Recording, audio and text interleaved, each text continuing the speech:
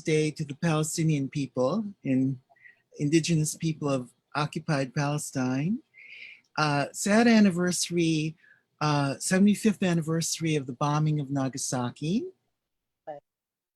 And Hiroshima, last 2 weeks ago. Yeah, 3 days ago, Hiroshima. Yeah, 3 days ago. Today is Nagasaki, yeah. Okay, we are ready to go live when it's let's live do it. now. Pauline, you may want to just adjust your screen because half of your head is showing. Oh. Yeah, that's yeah. Okay. Good afternoon, مساء الخير, أهلا وسهلا.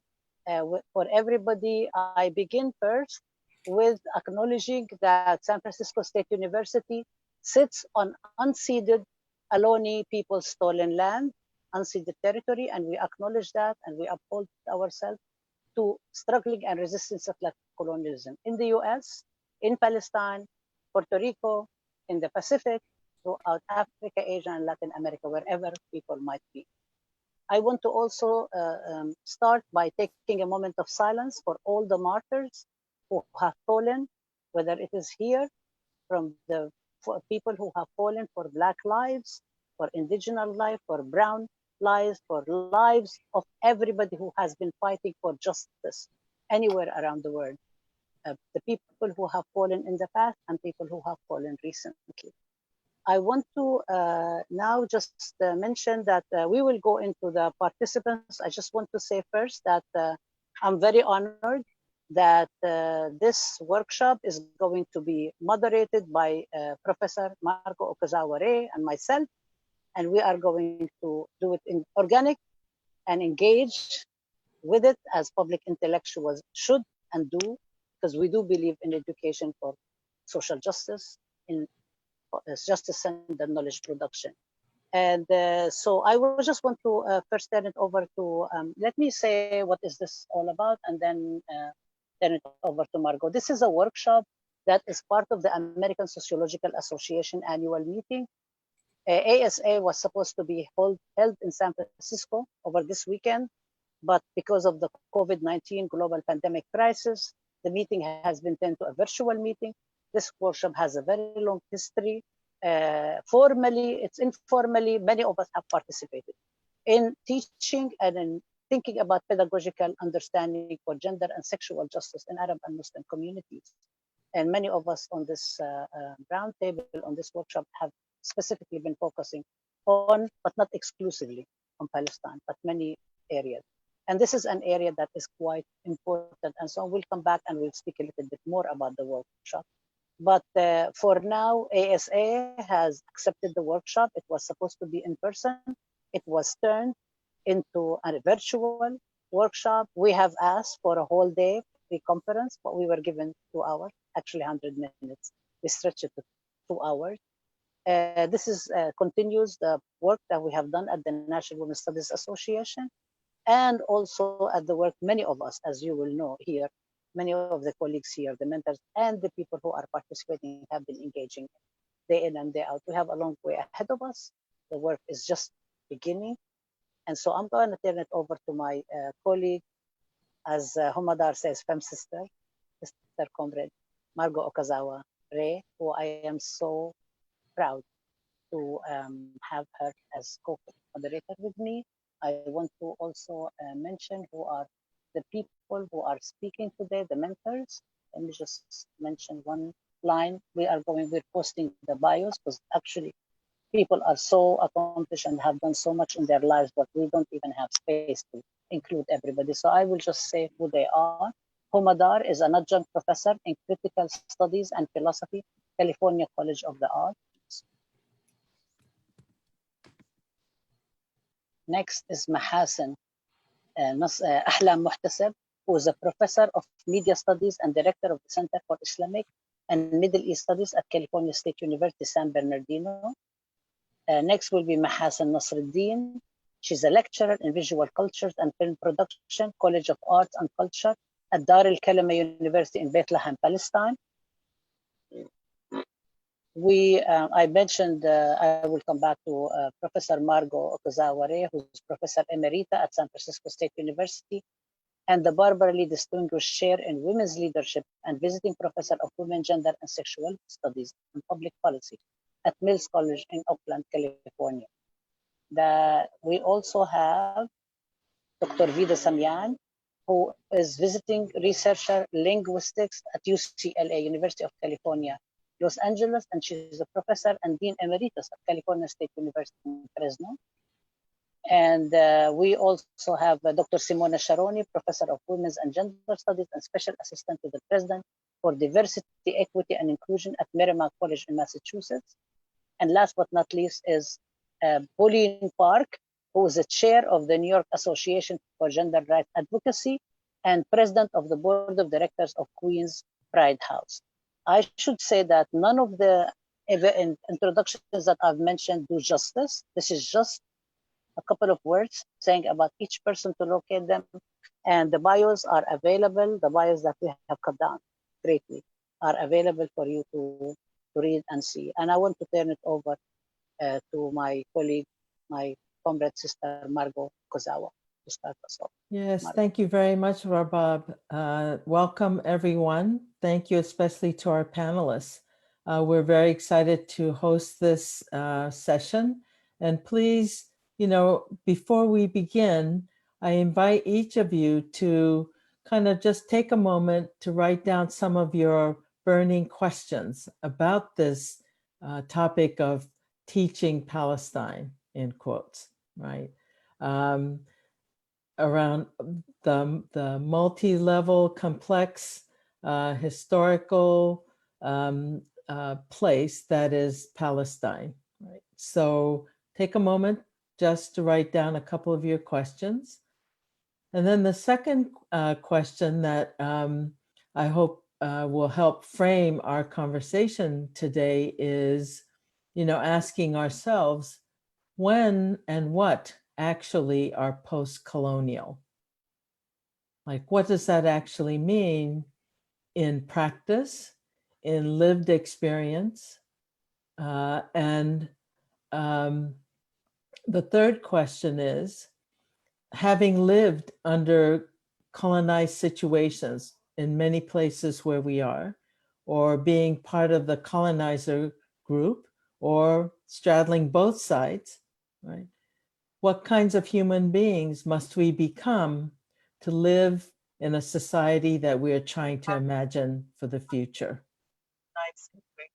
So I invite you to think about your own questions, and then those two other questions. So we'll just go ahead and get started. And as Rabab said, we will just be facilitating organically, and eventually we will be asking you to join small groups for more in-depth discussion. And when we get to that, you'll be getting further instructions. So again, thank you very much. Welcome, and please take it away. Thank you, Margot. So what we're going to do now is we're going to hear from our mentors who will speak 10 minutes each. And then we are going to go into breakout sessions for half an hour. Then we will come back and have reports from the breakout session, only 2-minute reports. So you need to choose who is going to report from your session. And then we will have a closure so we can end on time. I said that we're taking a little, if we need a little bit more time, that's fine. And as I'm speaking, Salim tells me that there are 7 more people who registered. So I'm going to turn it over to Mahasan and see if we can actually admit the people. I should say that we've had 25%, 75% acceptance, 25% rejection. We have people from all over the world, and we will actually report to you where people are coming from. But we also invite you to write in the chat.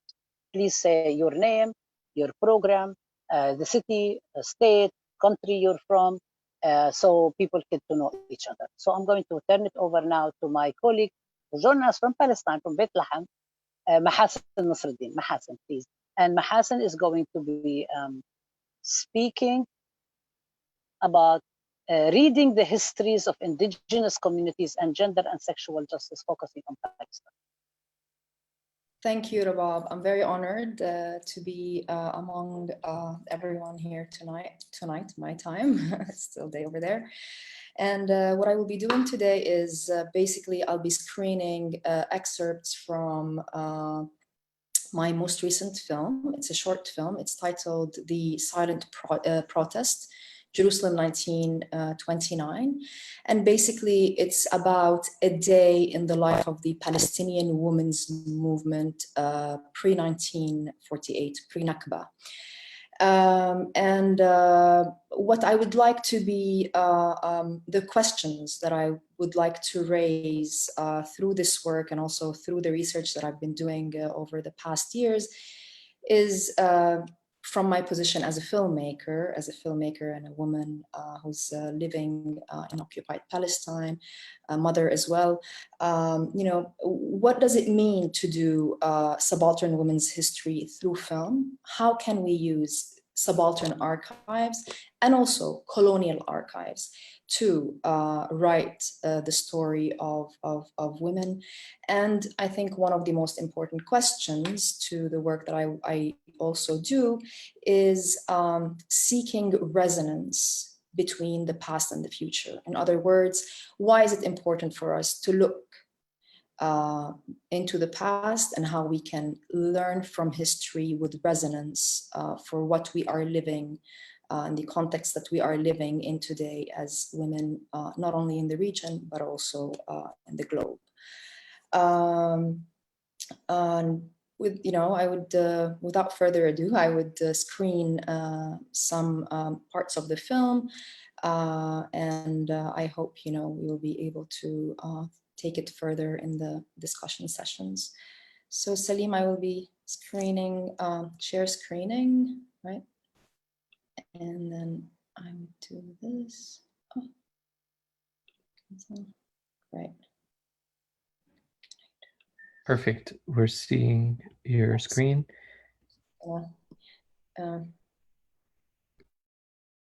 Okay.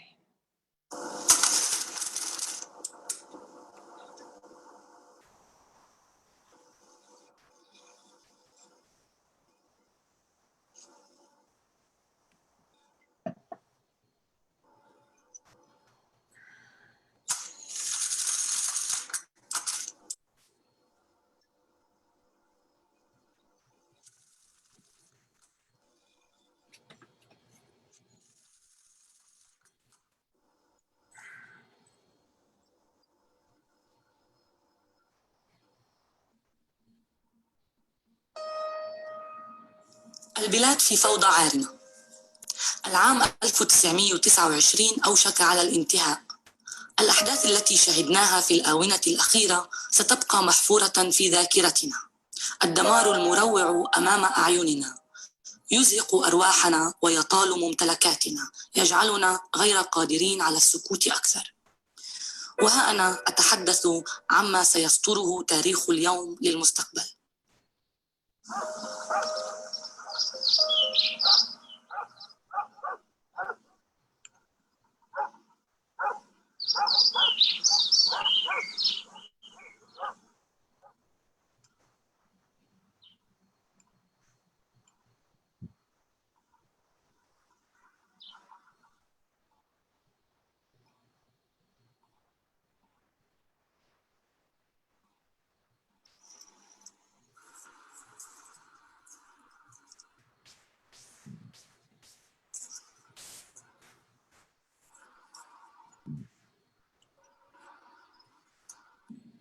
نعيش اليوم ثورة البراق.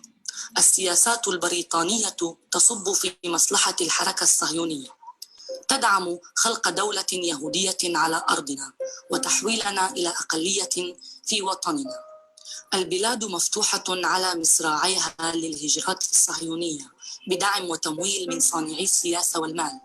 وتأكد لنا اليوم بأنهم ليسوا مجرد طالبي لجوء، إنما هم مستحوذون ومحتلون وطالبو سيادة. فالجلاد والقاضي واحد، الدمار والقتل أمام الأعين، الصمت والإرادة لا يتفقان.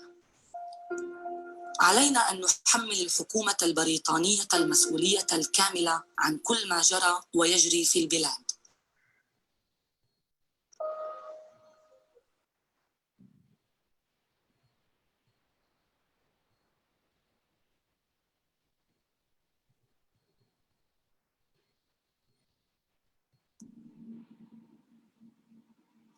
نحن النساء أدركنا بأنه قد آن الأوان لننتقل بتجربتنا في العمل النسوي المجتمعي إلى صقل إدراكنا السياسي ليصبح عملاً سياسياً مستقلاً وممنهجاً، ولكي نحفر لأنفسنا حيزاً في الفضاء العام، فنحن نصف الأمة إن لم نكن الأمة كلها. وجهتنا كانت القدس ومن كل أنحاء البلاد، لنعقد مؤتمراً نعلن فيه للعالم عن تأسيس حركتنا. كان ذلك في 26 تشرين الأول من العام 1929. كان التجمع في منزل السيدة طرب عبد الهادي، وكنا حوالي 300 سيدة.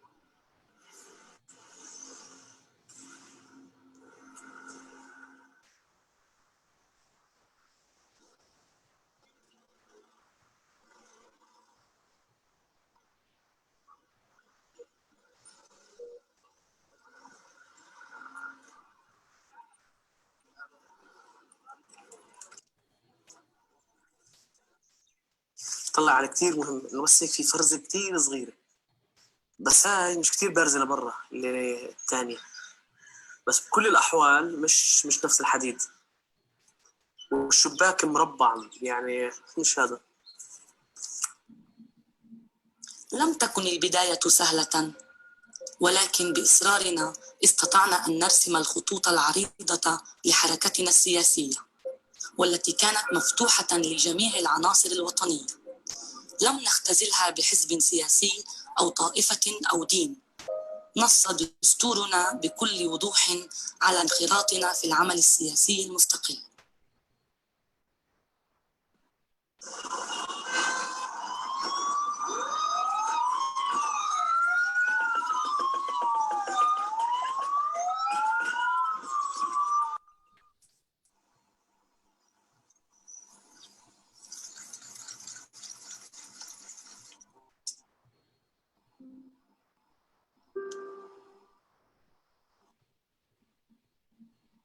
في ذلك اليوم من تشرين الأول تشاورنا واتفقنا جميعا على التالي: الشروع في نهضة نسائية وطنية عربية، التشبيك مع نظيراتنا في سوريا ومصر والعراق، تبني قضية الأسرى ومساعدة عائلاتهم، تشجيع الصناعة الوطنية ومقاطعة المنتوجات الأجنبية والصهيونية، تعزيز الارتباط الاقتصادي مع سوريا والبلاد العربية، نشر اللغة والثقافة العربية من خلال المدارس، وأخيراً اتفقنا على تشكيل لجان في معظم المدن والقرى الفلسطينية لتمثيل حركتنا النسوية هذه.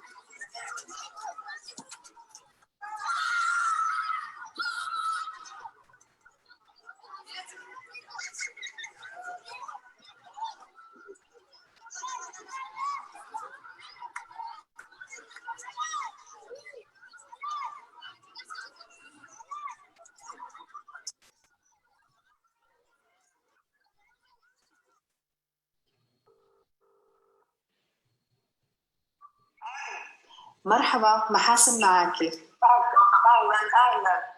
في عندي أكم من سؤال إليك بالنسبة لموقع بيت والدتك ووالدك طرب وعوني عبد الهادي. إذا كان عندك أي معلومات وين البيت كان موجود في القدس؟ هلا أنا طبعا ما بوعى أبدا وين كان البيت، لكن سمعت إنه كان في البقعة تحتها أو بالبقعة فوقها، فأنا يعني الحقيقة بقدرش أكد لا هيك ولا هيك. الناس قالوا بالطالبية هم تغير موقع بيتهم أكثر من مرة، بس الحقيقة مش قادرة أكد وين بالضبط. في صور لهم مثلا على البلكونة، لكن مش تحديد للموقع. بحاول ألاقيها وببعث لك إياها. بكون كتير ممنونة لأنه بالنهاية يعني بفكر مهم إنه نعرف وين البيت اللي اجتمعوا فيه تقريبا 300 امرأة لما إجوا من جميع أنحاء فلسطين حتى يقوموا باجتماعهم وبإعلان الحركة النسوية الفلسطينية ب 29. وفي ذلك اليوم قررنا أيضاً رفع مذكرة إلى المندوب السامي يحملها له وفد مكون من 4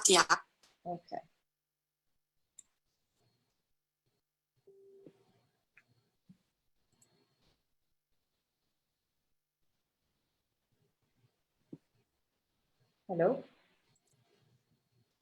Yes, we hear you. Great. So I will stop here, and I hope that we'll be able to take it forward later on. Can you hear me? Yes. Great. So just to, are you done for now, Mahasan? Yes, I am actually. All right. So I should just say that actually we are going to be hosting Mahasan to screen her. Oh, I'm sorry. I blocked my screen.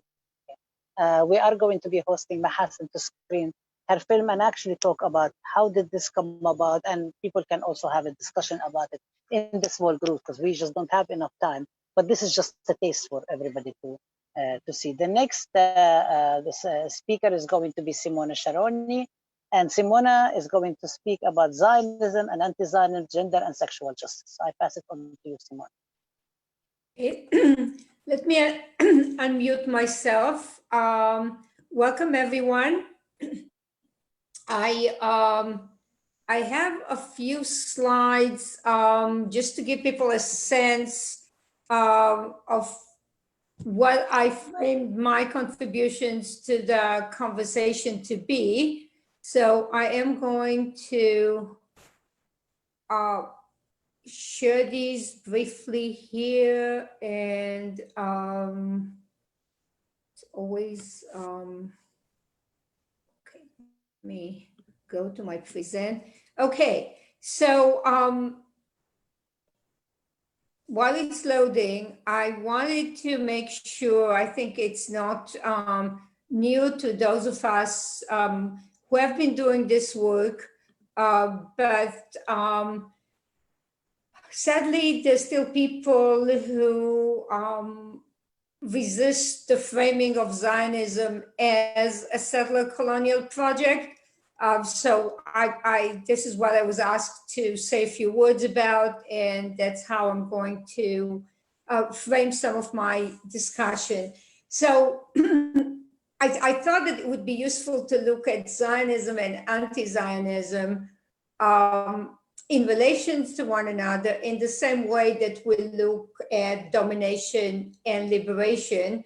And what I'm sharing are comments that are pretty basic to those who subscribe to a feminist, anti-colonial, post-colonial, intersectional analysis.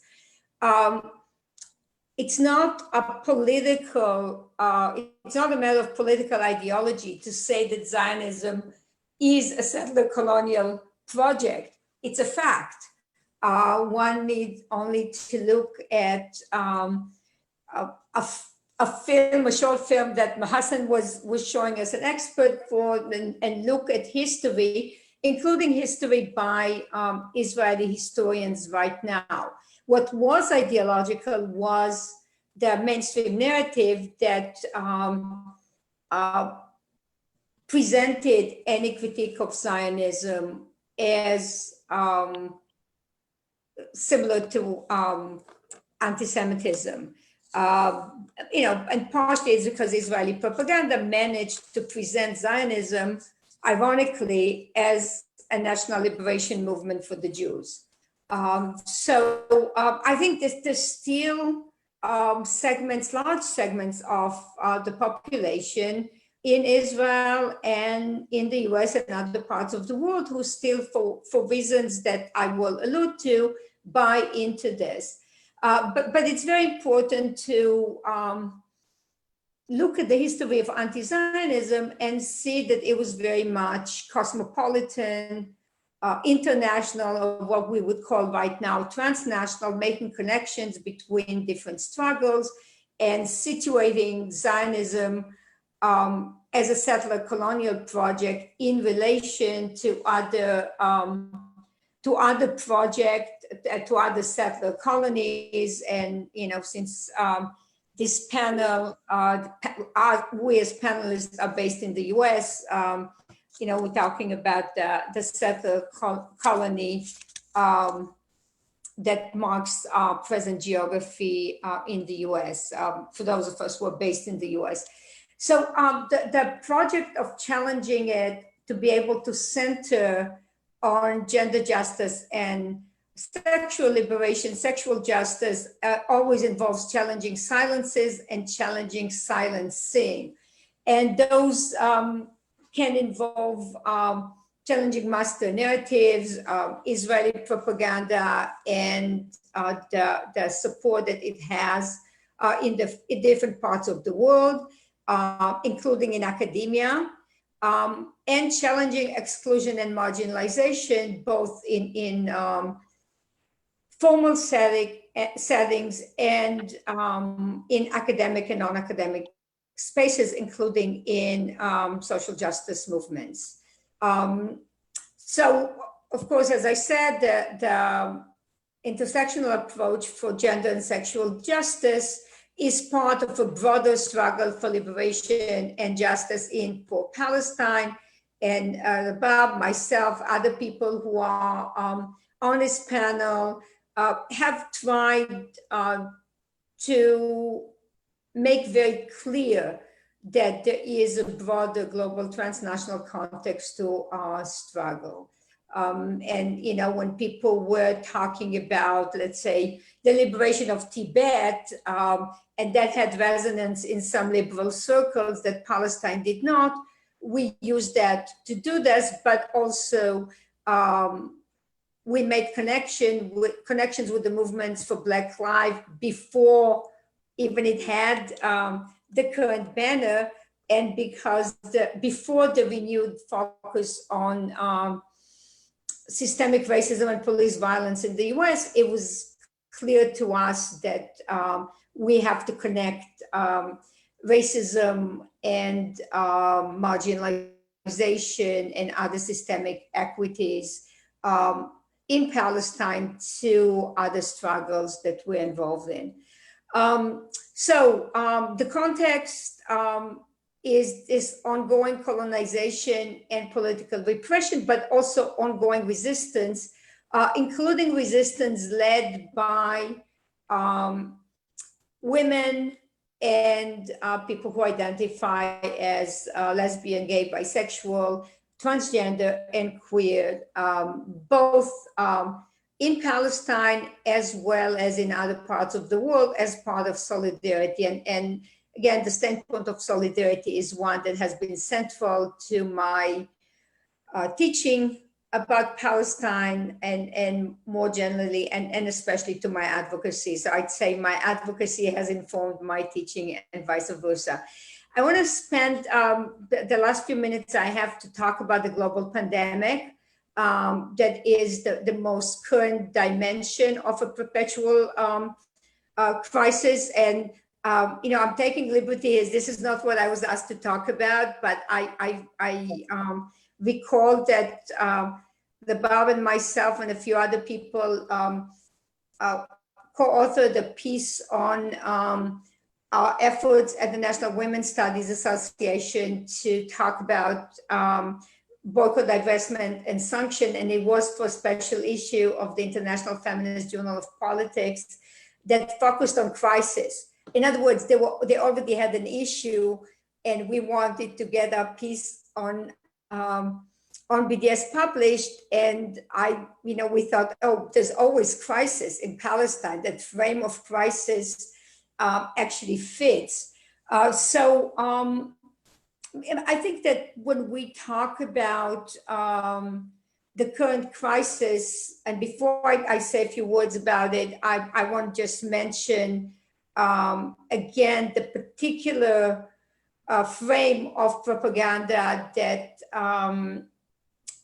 Israeli Zionist propagandists have used, and those are gender washing and pink washing, namely presenting Israel as a haven of gender equality and LGBT rights. And we could discuss this more, but it's very important to challenge this narrative, and there's lots of resources that we could address.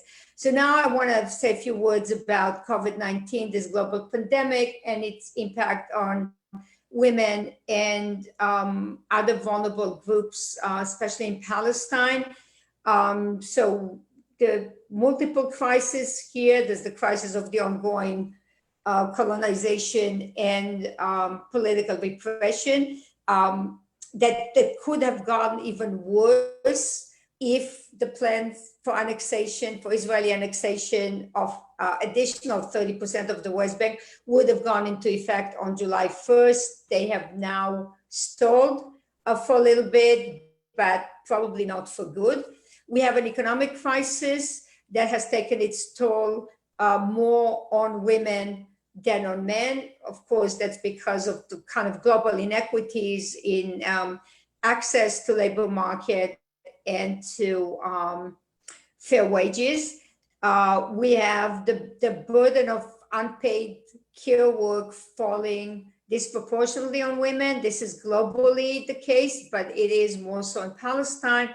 And then we have a global crisis of gender-based violence that is exacerbated by the economic crisis and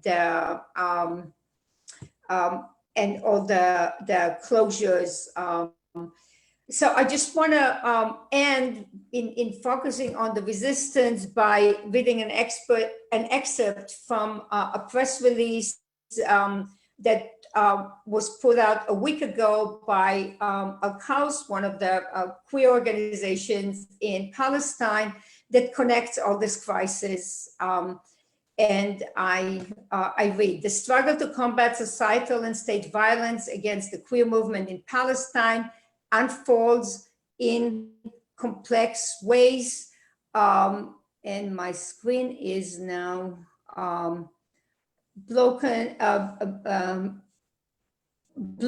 but I will, okay, the colonial power that denies Palestinian freedom and decolonization and exacerbated by an economic system that exploits and degrades us.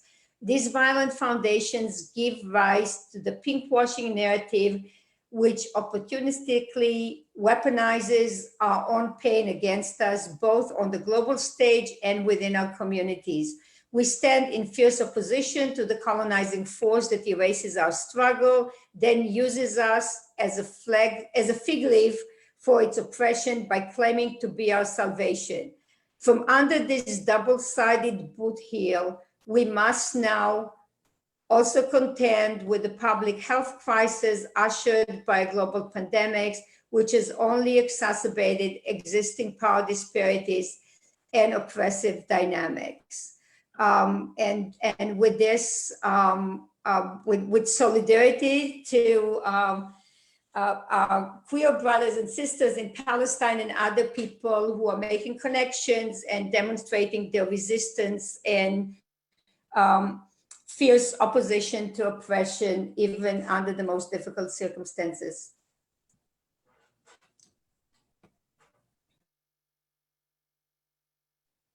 You're muted. Thank you so much, Simona. I'm not going to start saying what each person means who are participating. It's just an amazing group. I don't think we have enough time. If I actually start doing that, we won't be able to have enough time about how much I value and how much we appreciate everybody who actually took very valuable time to just speak for 10 minutes. This will be also a possibility to expand on that, and we'll tell you when we're going to break into groups what we're going to do. But the next person who will be speaking is my sister also, and my colleague Ahlam Muhtaseb from California State University at San Bernardino. I already mentioned her, and you will see the bio. And Ahlam is going to be speaking on Islamophobia, image, construction, and contestation. Ahlam. Thank you very much, Rabab. Salam alaikum, marhaba. Hello, everyone. Good evening. I would like to start by acknowledging that I am joining you today from the colonized indigenous land, ancestral land of the Pichanga First Nation in what is known as Temecula Valley. So today I will share some of my experiences teaching on issues related to Orientalist, colonialist topics in the context of the Islamic and Arab worlds, including Palestine, of course, using immersive learning technologies and shedding some light on the importance of content creation.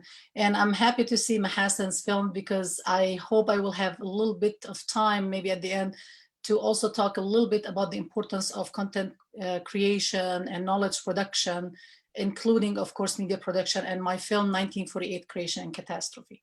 But today I'm going to focus on a little bit different, well, a very related topic, but it's teaching Muslim women in media and society class. That's a class that actually started as team taught with a professor, a colleague of mine from anthropology, Anne Bennett.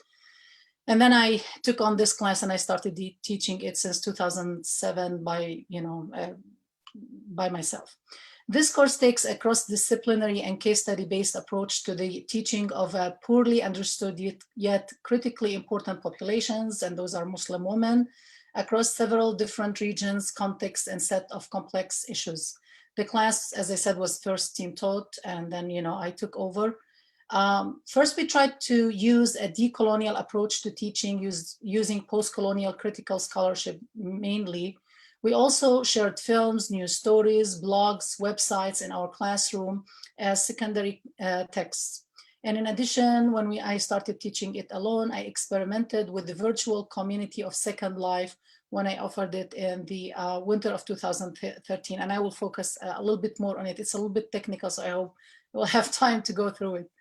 When teaching such a topic, discussions of Orientalism, Islamophobia, and neoliberalism continue to constitute important theoretical frameworks in the classroom today and help students deconstruct imperialist and colonialist narratives when learning about the so-called the Middle East or the Arab and Muslim world.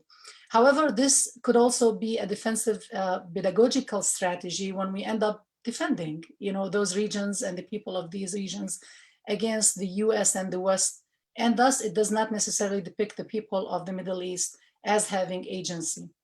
Therefore, it is very important to dig deep into the experiences of Muslim women in different contexts.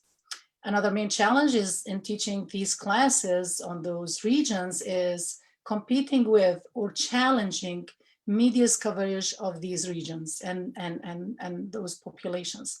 Thus, while we sometimes succeed in pushing forward more progressive, non-defensive pedagogical tools, we are constantly being pulled back by the burden of challenging most of the cultural, political, religious, and media institutions in the United States.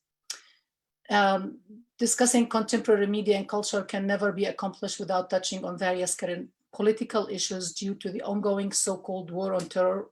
And it's shifted a little bit recently, but we are still dealing with it. And since we have national security and military programs that recruit students, not only do we have students who are currently in training to join the US Army or veterans, But we actually now have many of our students who are active members or their families sometimes serving in the US military, especially my campus, CSUSP. It's actually considered one of the friendliest institutions for the military and for the veterans. So in addition to lack of empathy and understanding of issues pertaining to Muslim women, the media again usually present a monolithic, static image of all Muslim women, which is that of the oppressed, uneducated, ignorant, etc. The package images of Muslim women in mainstream media, according to research, are mainly on the negative side. It's very rare to have a positive one, although we have some exceptions, but this is, a general overview. And this has been documented by Abu Lughod. Of course, Rabab did a lot of this research on it. Alula, Muhtasib, I wrote an article just 2 months ago. Saeed, of course, Shaheen, etc. I have a little bit to talk about, the importance of the historical context, but I'm going to skip this and start talking about using what we term as immersive learning in teaching the class I just mentioned. And bear with me, I'm going to share my screen. Just 1 second. Okay, I have a PowerPoint, and the reason I did it is because of the technical terminology, as I said, the nature of. Can you see it? Yes, thank you. But we're seeing presenter's view. We're not seeing. Okay. How about now?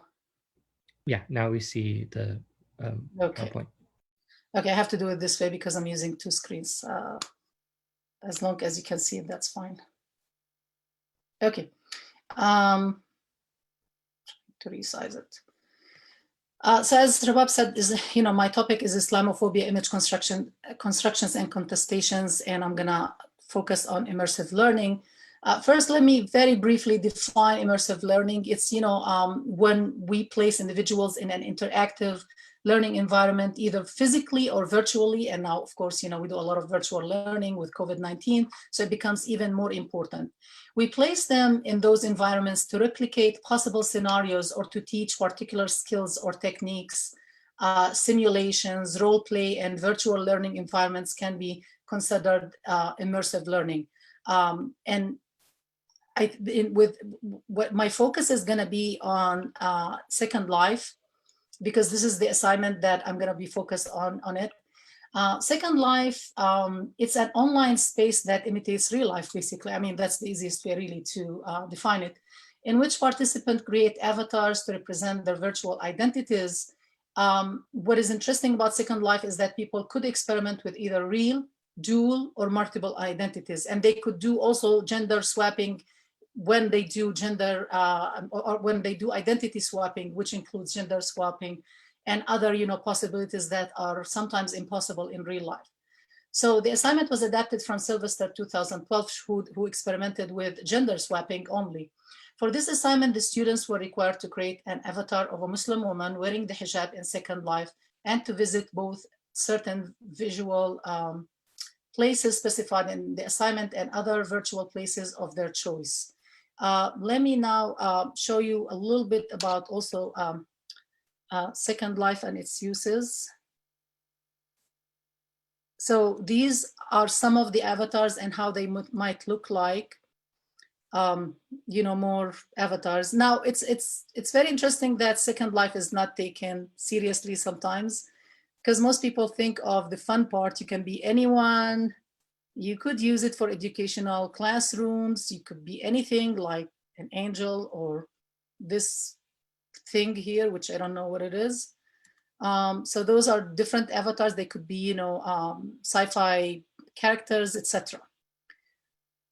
But what is not known is that, as I said, it's not used for leisure only. It's actually highly used in educational context, although now it dwindled to a great extent with competition from Oculus rooms and other virtual, 3D and 4D environments. And Second Life is still trying to compete.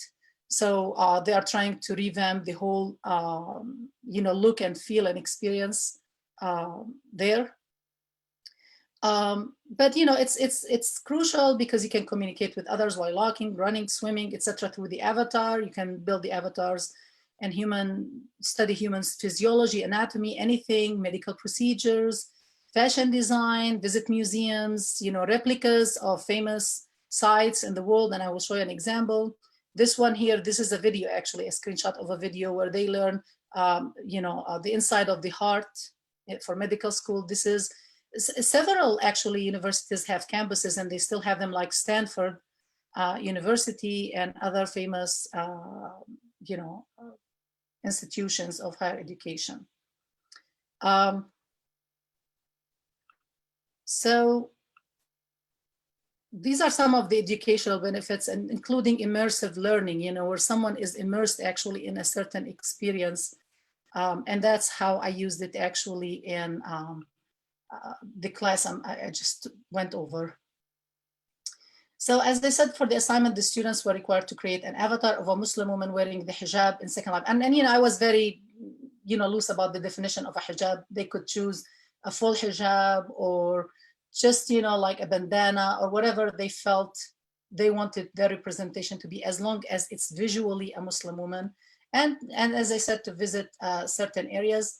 The students were also required to do several activities in Second Life while using the virtual identities of Muslim women. The objectives of the assignment were explained as follows: to explore a Muslim woman's identity and gender expectations of such identity, to reflect on or maybe challenge such expectations, linking them to the readings and or videos we cover in class, and to experience this in a way they could not otherwise experience in real world. You know, this is similar when students do the hijab challenge on certain US campuses like MSA, Muslim Student Association. But of course, when you do an assignment, you have to force students to do it. So we can't, you know, force students to wear the hijab if they don't want to, but they could experiment with an avatar. Students were also required to reflect on their experiences in 3 online journal entries, 3 online discussion boards, and a final reflection paper. And then, you know, I prepared several, you know, questions for them, philosophical ones. How do they feel about it, the challenges, etc., and for their reflection. Overall, although this assignment was very difficult to implement because of technical learning reasons, the immersive nature of Second Life proved very effective in creating empathy towards Muslim women when students faced racism and discrimination because of their perceived identities as Muslim women, even in the virtual world. Students had some similar and some different experiences. One student commented that she should have dressed more conservative to have more authentic experience of a Muslim woman. Several students mentioned the Oriental gaze. You know, that's, you know, from Malik Alula.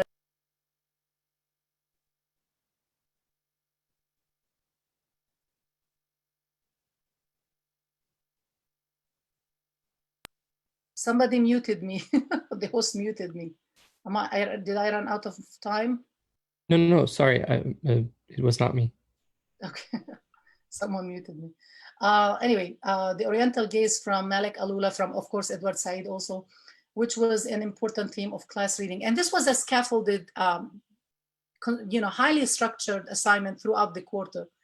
The following is an interesting reflection on the concept of Orientalism by, you know, as applied by one of the students about their virtual experience. With all of the traveling I had done, I began to ask myself, did I really decide to travel because my enjoyment of being by myself, or was it because I hadn't made any friends yet? Though I thought this could be because of my hijab, if so, I would travel to try and make friends, to know that this is the reason I didn't have friends, because of my hijab. I felt as if I was experiencing Edward Said Orientalism, where people view me through a distorted lens. And the distorted lens, of course, is a theme that we spend some time covering, which the Western world looks through at the people of the Middle East. Due to the fact that I look Middle Eastern with my hijab, although we deconstruct Middle East, they still use it because they are used to it as a, you know, we deconstruct it as a colonial term. That was possibly the reason I didn't have any friends. My goal of my next trip became that I would take time to make friends, and because I didn't want people to stereotype me because of my hijab. How many minutes do I have? Salim? You are at time, so if you do want to just end. Okay, yeah, because I had thank you. 2 other very interesting, you know, applications to certain, like the colonial gaze, as I said, and others.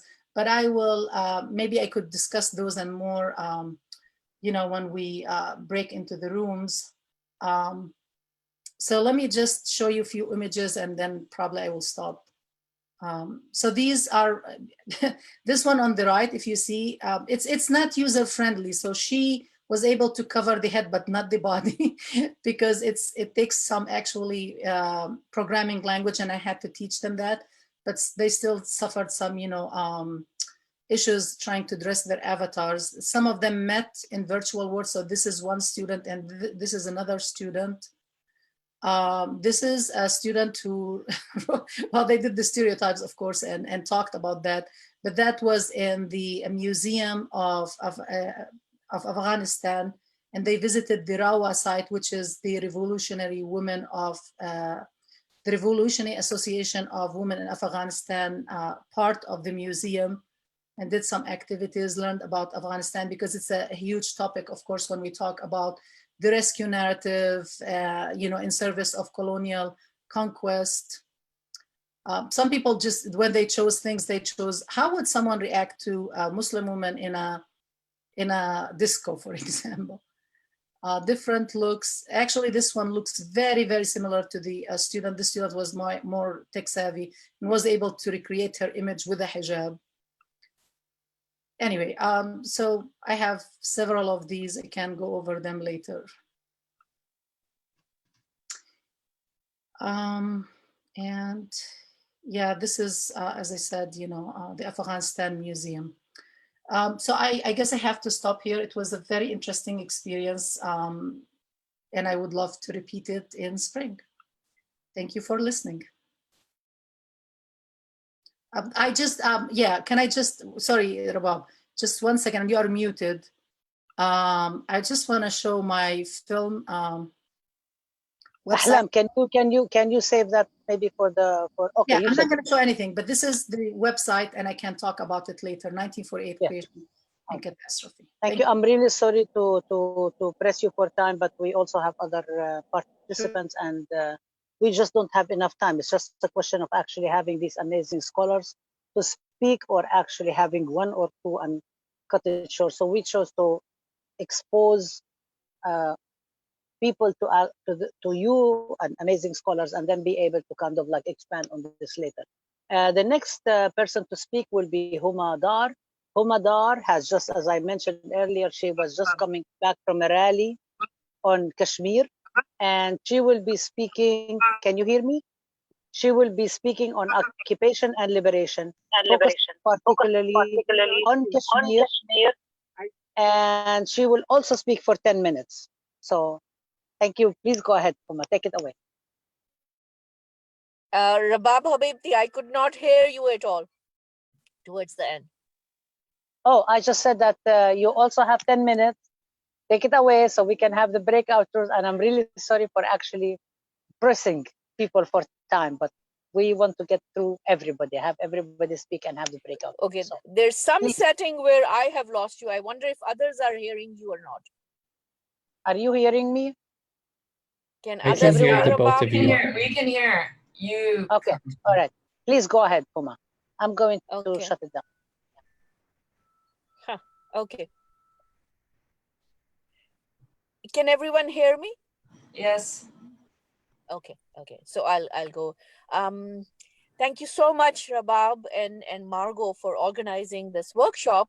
And like Sister Ehlam here, I would first like to do land recognition here. I sit here in a car. I was in a car rally to mark the first anniversary of the settler colonial annexation of Kashmir by India on 5th August 2019. And at 2:25, I left the rally, found the closest shaded spot I could find in an Oakland residential area. And here I am in the car. And thank you for your patience with that. So I am sitting here in the Ohlone land. And as somebody who intellectually, academically, and in praxis struggles against settler colonial occupations and for social justice, it behooves me to pay my homage, respect, and solidarity with the Ohlone people who are, surviving this genocidal settler colonial situation here. And their land has nourished me and my children, and I can never thank them enough for that. And it's with these ideas of this knowledge production, the wisdom, the praxis of the leaders, the feminists, the two spirit bodies from the indigenous peoples here, that I not just stand with them, behind them, along with them, but I also think with them and their immense production of knowledges, most of which have not really even made it to the higher echelons of academia, but are immense for us all to engage with, to deal with our situations. So I was asked by Rabab to speak about a couple of examples from my pedagogy, my experience teaching Islam, gender and sexuality, issues in the classroom, issues of pedagogy. And I would like to speak about two incidents and connect them together. So the first incident is I taught a class called Islam, Gender and Sexuality at UC Berkeley for a couple of semesters. And every time the experience was brand new. It was depending on, of course, what the students brought to the class. And one semester, there was a student from an Eastern European country. They were queer, and from the very beginning, they had let me know that they wanted to work on the issue of pederasty, what they called pederasty amongst Muslims. And not just amongst Muslims, but they had framed it as pederasty in Islam. And so I said, okay, hang on, we will slowly build up to the point where we will deal with your interest and your curiosity. And I had to, so in our office hours, they would come and I would, say, so what are the languages? What are the primary languages that you can read right now or understand, so that you can work on the issue of pederasty or pedophilia amongst Muslims? Because the initial part was saying, that in Islam would be actually a completely wrong framing. So let's think about amongst Muslims, and which Muslims. If you're thinking of, pederasty in Christianity or amongst Christians from what part of the world? Are we talking about Christians in New Orleans, or are we talking about Christians in the Bay Area? Are we talking about Christians in Nigeria or Christians in India? And that example, I could see this little aha sign, realizing that Christian and just this wide framing of Islam or Muslims, pederasty in Muslims is a really lacking framing, because of all these differences amongst Christians or Muslims throughout the world, socioeconomically, caste-wise, geopolitically. And then the second one was, of course, the linguistic reference, and helping them come to the realization that our access, if it's only through English or a major colonial language, is in itself mediated through colonialism. It is mediated through the colonial gaze. And towards the end, that student produced an absolutely amazing final project, which was on pinkwashing. And through reading of, Rabab, your edited volume on gender and sexualities in the Muslim and Arab communities, and through Joseph Massad's Desiring Arab, through, Scott Kugel's work, and through Al-Qas's website and their statements, that student produced an absolutely marvelous paper, and with actually critique of the Orientalism embedded in Scott Kugel's work. So, it was one of those very fulfilling moment as pedagogically. And then a couple of years later, that student wrote to me and was telling me how they had gotten to visit both Palestine as well as Kenya, and had been able to connect with the queer Muslim populations there, and realized, that how what we had learned about and talked about in the classroom setting was accurate, and how the experiences bore truth to that. The second example that I would like to connect to this is teaching at CCA, California College of the Arts, and realizing that the proximity of the student to the location of the oppression has a huge bearing on the openness to understanding, to unlearning, basically. So having to deal with an Indian student, and that particular student could not. It was really hard for the student to unlearn the Indian curricular practices that are so critical to the production of an Indian citizen at this point. India, despite its so-called secularism, I think it has a state religion, and the state religion is Brahminical nationalism, and it's Brahmanism as a settler colonial project, and vice versa.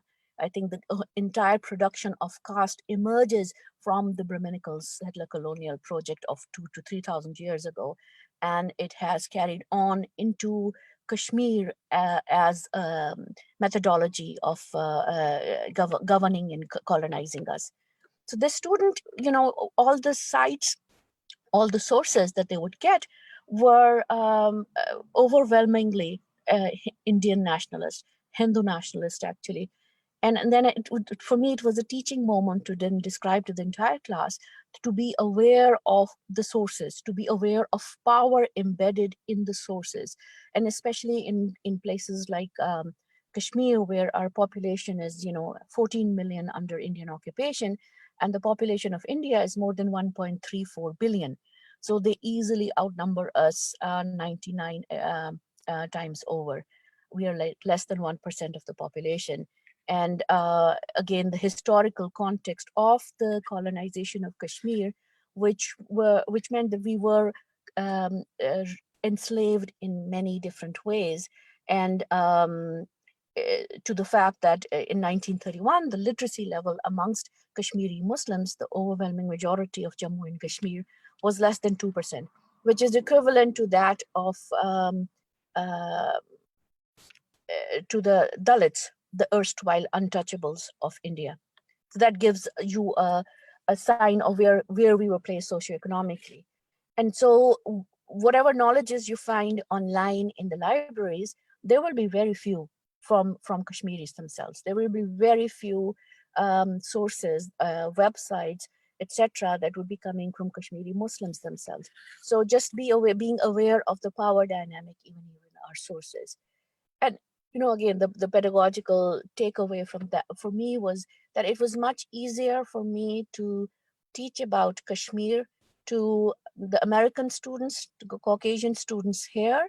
It was harder for me to teach about white supremacy to the Caucasian students. The difficulty in actually taking in the oppression and their privileges and their entitlements built on the oppressions of other people. I think it's a deep psychic trouble, a problem that students have to deal with. So yeah, I'm being told I'm out of time. So just leaving that as a question for others. What are your experiences? So I normally try to go through first white supremacy here, because we are based right here. We need to talk about the settler colonialism and the institutions of slavery here, and then move on to Palestine, and then Kashmir. How do other people find it similarly difficult, and what are their ways, what are their methodologies to burst that little bubble of nationalism, of their identity formation that has already taken place, to the acceleration of unlearning to actually learn something. And okay, I think I'm up with the time. So thank you so much for that. Thank you so much, Huma, and thank you for sticking to the time. I know you have so much more to say. We were on a webinar last night, which I invite everybody to. Oh, actually, I can't invite everybody because there is no recording, but there will be others on Kashmir and the question of colonialism and resistance to colonialism. Next, we will have Vida Samyan speaking about vilification and warmongering, focusing particularly on Iran. Vida.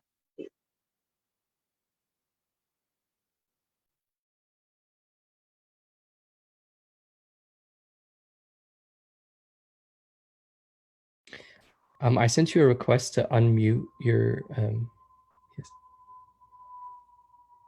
Okay. Perfect. Sorry, somebody muted me.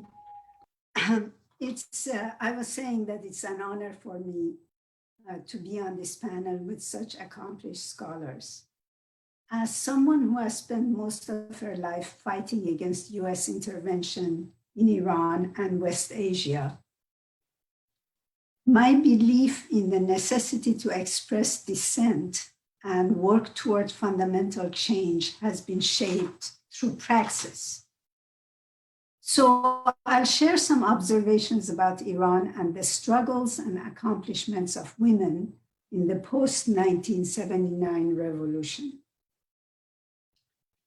Women who clearly forged their identity through praxis and agency. Of course, this needs to be placed within the warmongering campaign of lies, vilification, and economic warfare against the Iranian people and government waged by the United States since the revolution. So a few words about US imperialism or new imperialism in the 20th and 21st century. Primarily through US illegal interventions, given international law for economic gain and political domination in developing countries. In Latin America and Middle East are two tangible examples. If you check the website of Mark Becker, professor of history at Truman State University, you will find a list of US illegal interventions in Latin America. Over 58 cases with engagement of troops, naval and command operations, bombing, even nuclear threats, each resulting in human carnage in the thousands. As for Middle East, the first illegal intervention was in 1953 in Iran. A CIA coup deposed the first constitutionally elected government of Dr. Mossadegh, bringing the Shah Mohammad Reza Pahlavi, who had escaped, back to power. Mossadegh had nationalized Iran's oil industry from British control. Once back in power, the Shah created a client state for the US, rolling back income from oil into the US military-industrial complex. Iran became armed to the teeth, serving as the gendarme of the region to safeguard US and British interests in the West Asia. Internally, the Shah established a dictatorship.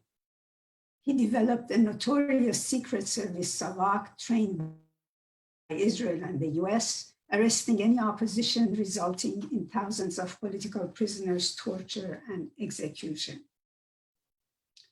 As an agent of US imperialist interest in the region, the Shah lost its legitimacy in the eyes of the Iranian people and could never regain it.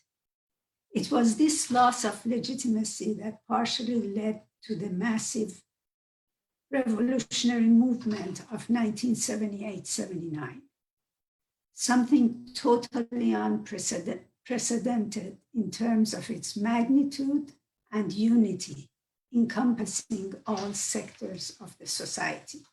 Let me interject here that the new US imperialism of the 21st century has some unique characteristics, which I can't go into detail, but first, the criminal illegal interventions are overt, not like the 1953 CIA coup was completely covert. We learned about it. I mean, the world learned about it much later.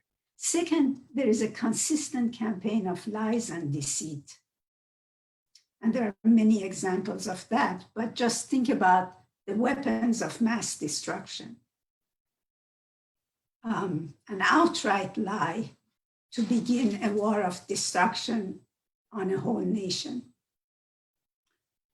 Third, the mainstream media is complicit in spreading these lies. And again, there are many examples of this. The truth is that when it comes to Iran, the Iranian Islamic government established a state independent from US control. And they were guilty according to the US. So the US, aided by Israel, has been trying to bring it to its knees for 40 years, but it's still standing.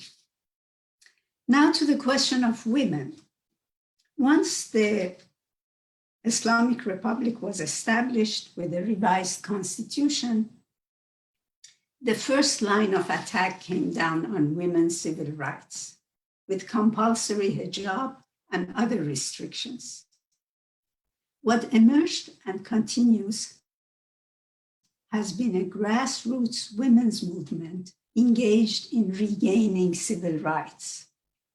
So whatever lies are spread in the media about Iranian women, don't believe them. Women in Iran participated in a successful revolution, not just by marching on the streets, but by engaging in the reconstruction and reshaping of the society, and by continuing to fight for their rights with remarkable success.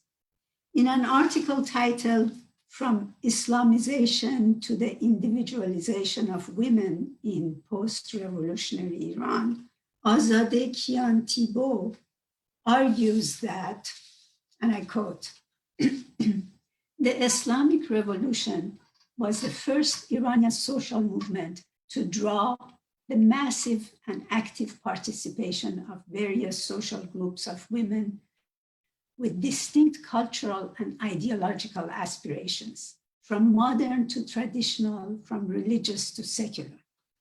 Through their collective political involvement, women powerfully attested to the failure of authoritarian modernization and the Western acculturation of the prior Pahlavi regime, and stressed their own importance as social and political activists.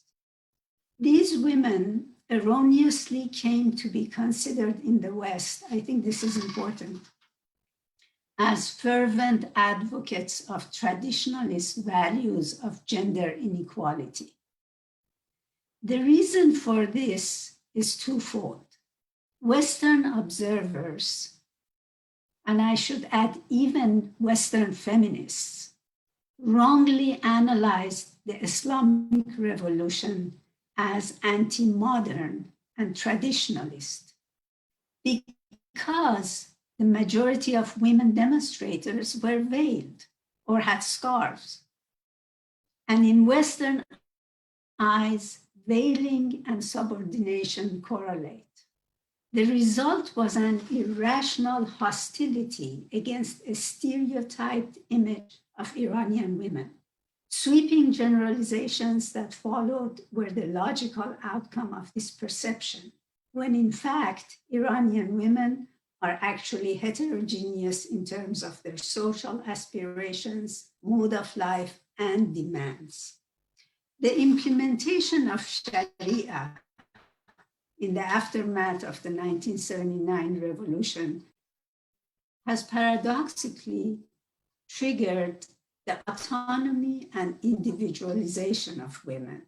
Through their mobilization, women established their authority in political, religious, judiciary, and other institutions. To this end, religious and secular female social activists initiated the reinterpretation of Islamic laws and traditions. Women's social struggle against gender segregation has also led to a radical change in their self-perception. Women's new demographic, social, and economic behavior has consolidated their status. Increasingly, they are highly educated. 60% of graduate and undergraduate students at university are women, universities in Iran, and they are active in the social and economic realm. Physicians, lawyers, scientists, university professors, teachers, managers, writers, and artists, phenomenal filmmakers. To conclude, despite the Islamic Republic, and contrary to Western feminists who regarded Iranian women as victims and themselves as saviors of these women, Iranian women in post-revolutionary Iran forged their identity through praxis and agency. And it is a diverse identity: religious, secular, generational, traditional, leftist, and I may add, revolutionary. Thank you.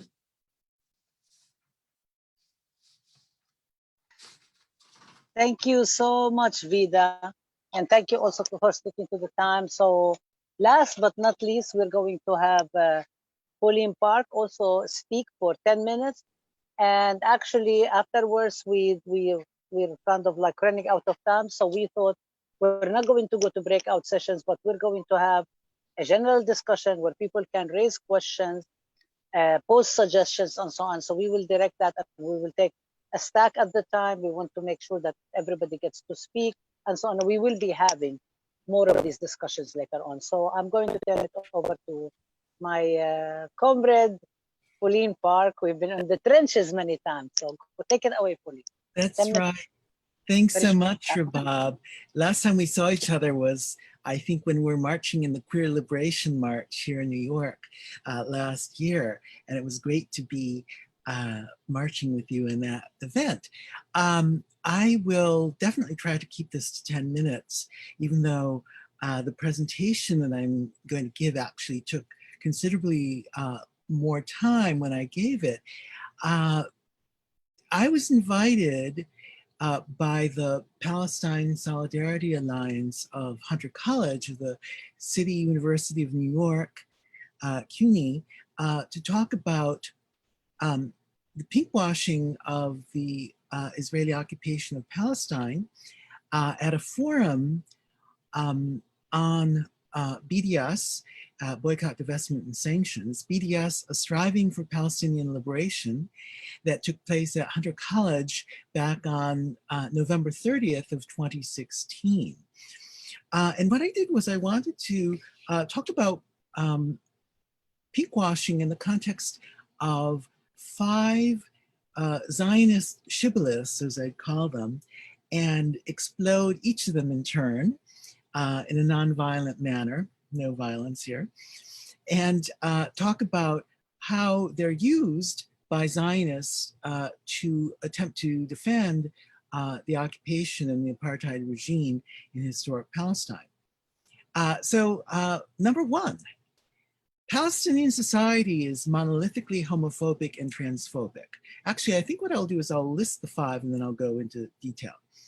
Number 2, Israel is a gay paradise. Number 3, Palestinians find refuge from persecution in Israel. Number 4, comparing Israel's record on LGBT rights to Palestinian society helps queer Palestinians. And number 5, Israel's record on LGBT rights justifies the illegal occupation of East Jerusalem and the West Bank. Obviously, all 5 are false, but they are deployed by Zionists to try to defend the occupation. I might add, by the way, even though I'm not using visual aids here, if people want to follow along, they can go to paulingpark.com and do a search for Palestine and the pinkwashing of the Israeli occupation, the case for BDS. You can also find it by doing search in any web search engine under that title, Pauling Park, Palestine pinkwashing. Okay, so to go into these one by one as quickly as I can, first, Palestinian society clearly is not monolithically anything, much less monolithically homophobic and transphobic. As Palestinians in organizations, queer Palestinian organizations such as Al-Qaus or PQBDS, Palestinian Queers for Boycott, Divestment and Sanctions, point out, in fact, Palestinian society, like any other society, is complex, multi-layered. Certainly, Palestinian queers are dealing with homophobia and transphobia, but those are challenges in Israeli society, American society, and every other society as well. I personally know LGBT queer Palestinians who've come out to their families and have been fully accepted. I think it's really important to point out, and this is one of the things that Zionists always say, but is entirely false, that homosexuality is illegal in the West Bank and prosecuted by the Palestinian Authority. That is false. Now, there is an interesting side story about the Palestinian Authority that I could go into if I had more time, but needless to say, the PA is really basically just an arm of the Israeli occupation regime and does not represent authentic Palestinian society or liberation. One thing to point out with regard to this is that Palestinian society, unlike say Saudi society, which has been heavily influenced by Wahhabi Islam, is actually a relatively moderate form of Islam, and 10% of Palestinians are Christian. Second, Israel is a gay paradise, but not really. As I like to say, if you are a wealthy white gay man in Tel Aviv with Jewish nationality as well as Israeli citizenship, then maybe you're in a pretty good situation. But as I saw myself firsthand, Jewish Israeli lesbians, bisexuals, and transgender people face a lot of homophobia and transphobia. The police in Tel Aviv harass trans people, including trans women, just like the NYPD in New York. Israel does not recognize same-sex marriage. What's interesting is that Zionists are constantly comparing Israel's record on LGBT issues to that of neighboring Arab countries, all of which are dictatorships. Zionists never compare Israel's record on LGBT issues to European countries, despite the Zionist pretension that Israel is in fact a European country, right? Because it participates in Eurovision, it must be a European country. And the phrase, the villa in the jungle, which has all sorts of racial overtones, is constantly used by Zionists to try to suggest that Israel is a civilization surrounded by these savage Arabs. Now, the third point, the third Zionist shibboleth is that Palestinians find refuge from persecution in Israel. And Zionists create this image that there's some gay Palestinian teenager in the West Bank who climbs over or under a fence. Well, first of all, it's a wall and it's like 20 or 30 feet high and it's cement. So there's no climbing over or under it. But somehow you climb over or under a fence, you get to a gay bar in Tel Aviv, and then you're saved. Well, Israel does not recognize asylum seekers from illegally occupied Palestine or anywhere else who are not Jewish. If you are LGBT, you have no right to seek asylum or refuge in Israel if you're Palestinian any more than if you were non-LGBT. So that claim is totally disingenuous. There are, as far as I know, no queer Palestinians who've ever gotten political asylum in Israel 48 because of their sexual orientation or gender identity. In fact, quite the opposite. Israeli authorities have been known to blackmail queer Palestinians if they find out that they're LGBT, and blackmail them into becoming informers, which makes life for them exceedingly dangerous. So if you want to help queer Palestinians, what you really should do is support Al-Qaus, Aswat, which is the Palestinian women's and queer trans organization based in Haifa, and PQBDS. Fourth, comparing Israel's record to LGBT rights, on LGBT rights, helps queer Palestinians. This clearly is not the case, despite the fact that there is a Zionist organization called A Wider Bridge based in Chicago, which was founded explicitly and specifically to pinkwash the occupation. That is all it does. And it's been extremely disruptive. I wrote a piece about the Chicago Dyke March and A Wider Bridge's role in disrupting the Chicago Dyke March back in 2017, which I think is really an interesting example of this. The pinkwashing of the occupation not only does not help queer Palestinians, it actually hurts them because it creates the impression in Palestinian society that LGBT rights are somehow to be associated with Israel, the occupying force. In fact, the way to help queer Palestinians is to support BDS, because the more that non-LGBT Palestinians see queers around the world supporting BDS, the more likely they will associate the LGBT community and LGBT rights with the liberation of Palestine rather than its occupation. Fifth and finally, the notion that Israel's record on LGBT rights somehow justifies the occupation. Well, clearly it doesn't. That's a complete non sequitur. Would anyone support or even propose a German invasion or occupation of Russia because Germany has a better record on LGBT issues than Russia? Clearly not, clearly not.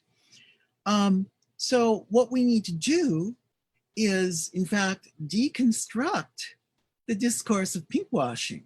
The irony of the whole thing is that LGBT queer folk are marginalized in occupied Palestine, as well as, frankly, in Israel 48. And yet, the discourse of pinkwashing is actually becoming more and more central to Zionist propaganda by the day. Why is that? Because Israel's record on human rights in every other area is so appalling that to point to this frankly rather mediocre record on LGBT rights is almost the only thing left that Zionists have to say. It's interesting that when Netanyahu has spoken to joint sessions of Congress, he has mentioned LGBT rights, but he never mentions LGBT rights in Israel itself. It's clearly just for propaganda value to appeal not only to LGBT Americans, but to non-LGBT liberal Americans to try to present this image of Israel as this gay paradise in which queer folk have all these rights. So as I say in conclusion, what we really need to do is focus on support for BDS and the Palestinian people, which is what will advance queer liberation in Palestine itself. When what got me in, I've been doing LGBT activism for 26 years. What got me involved with Palestine was when the LGBT Community Center in Manhattan banned Palestine solidarity organizing and any discussion of Israel-Palestine and Israeli occupation back in February 2011. And that prompted me to co-found New York City Queers Against Israeli Apartheid with several other activist friends and colleagues. And as a result of that, I was invited to participate in the first U.S. LGBTQ delegation tour Palestine back in January 2012, which was an amazing experience, a very difficult one, very challenging one, but one that really gave me direct contact with Palestinians, LGBT and non-LGBT, in occupied Palestine. So I got to see firsthand what the occupation was like for Palestinians, both queer and non-queer. I think it's really important that we understand that the discourse of pinkwashing is part and parcel of not only Zionist propaganda, but this discourse of settler colonialism, which has been so disastrous for the indigenous people of Palestine. So happy Indigenous Peoples Day from Queens, the borough, which was originally the home to the Lenape, the Canarsie, and many other Native American groups here on the very western end of Long Island, which is now part of the 5 boroughs of New York City. I'm probably close to up against time. Have I run over? Yeah, sorry, I was sending you chat messages. Maybe you haven't seen them. Oh, I wasn't. Yes, you are. Oh, sorry. No worries, no worries. You are at time. Okay.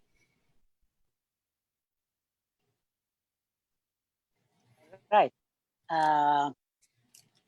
Thank you all. I know how frustrating it is for people who have so much to share, and it's not so much to talk, so much to share actually, to have to condense everything in such amount of time. So what we've decided to do is that we're actually going to go into a discussion and then end up towards the end. If people would like to extend, we can extend 15 more minutes, but I don't think we should try to extend more because that shuts out folks who already have other things on their schedules and have decided and plan to end exactly at 4:30 today. So I don't really want us to take advantage of that. But I do want to say that we do have multiple other events coming up. Watch out for August 19th. We have Indigenous, Black, and Brown Liberation webinar. On September 9th, we have a special guest. I'm not going to say who. It's going to be a big surprise that I think all of you would want to attend. And many others, and also my colleague Tomomi Keoni and I are doing multiple joint classrooms, open classrooms. On October 14th, we're actually having open classrooms on queer justice and pinkwashing. We will share all of this information with you. Please check out the Ahmed Studies Facebook, unofficial Facebook page. I have to say unofficial because, you know, the Zionists and the university are trying to shut us down, but we're not. Okay. Thank you all. This is really great. I just want to say what everybody has spoken about, mentioned issues in order for the discussion. So please make sure that you direct your discussion, your questions, your comments, and just you remember that the participants do not have the same time as the mentors, because the mentors, this is what they're going to say. So I'm just going to be very respectful and say 30 seconds. And neither Margot nor I actually had the chance. We were going to do it in the breakout room, but we have canceled them in view instead of having a big discussion. I think everybody who has spoken, Mahasan talked about the whole importance of history and how do we use certain things to actually tell a historical story. Again, all of the stuff is going to be expanded down the line. The next was Huma. Oh, I think it was Ahlam next. Spoke about the whole question. No, it wasn't Ahlam. I'll go back to the list. It was so Simona spoke about the whole question of Zionism, and she actually gave us a very nice class lesson about Zionism and so on, and then how the whole question of actually struggling against Zionism and all forms of discrimination and racism needs to be very much connected to the question of gender and sexual justice. Ahlam gave us actually a lesson of how she uses some of the resources in order to teach her students about how to confront Islamophobia, how to challenge it. Homa spoke about Kashmir and what's going on. Actually, Homa spoke about two examples from her classes as well, which was, I'm sure each one of us have tons of classes. Then we have Vida spoke about the whole question of actually a topic that's completely undiscussed today, for the whole question of the invasion of Iran, the question of Iranian gender and sexual justice. What's going on? How do you address that? How do we address intervention, imperialism, as well as the question of gender and sexual justice? Pauline spoke about the whole question of pink washing and queer liberation, and I am blocking out. Did I block out? Did I speak about everybody? Because I need to kind of like close the screen in order for me to go to the other screen and just remind us what everybody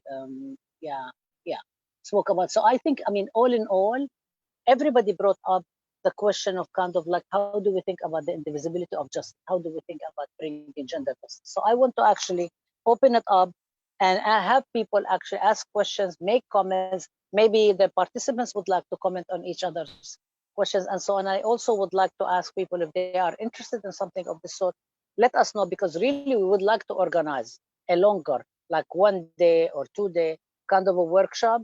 But we would like to gauge interest, because one of the issues that we've confronted is that there have been a lot of people who signed up at the last minute, and we're happy to kind of like admit people, but it's a huge strain on our resources to do so without actually any resources. And in this instance, I really want to thank Sarah Sills for designing an amazing scholar. I want to thank Salim Shhade and Anis Amer, who are actually, without them, this would not have happened. And you know, the mentors know the amount of emails that have happened. I want to talk about the people who have publicized. So there is all this kind of labor, hidden labor that is there. And we would really like people to kind of like be appreciative and considerate, because we have no resources. This is what we've got. So we can work with each other. And with that, I'm going to open it up, and I'm going to pass it over to my colleague Margot, who is going to be moderating, in the active moderation, intervening, saying whatever you need to say. Margot, you haven't even spoken, so please go ahead and take it up. No, I wrote in the chat. If anyone has questions, please be prepared to ask, and please make your questions concise. Don't give us any lectures, because there are, I'm sure, quite a few people who would like to speak. So please feel free to either post in the chat or unmute yourself and ask a question. And we have exactly about 15 minutes to honor our time commitment. Shall we do like 5-minute questions and then 10-minute responses discussion? Yeah, why don't we take 3 questions? That's probably a good idea. So please go ahead, unmute yourself and speak concisely, please. I'm underscoring concise.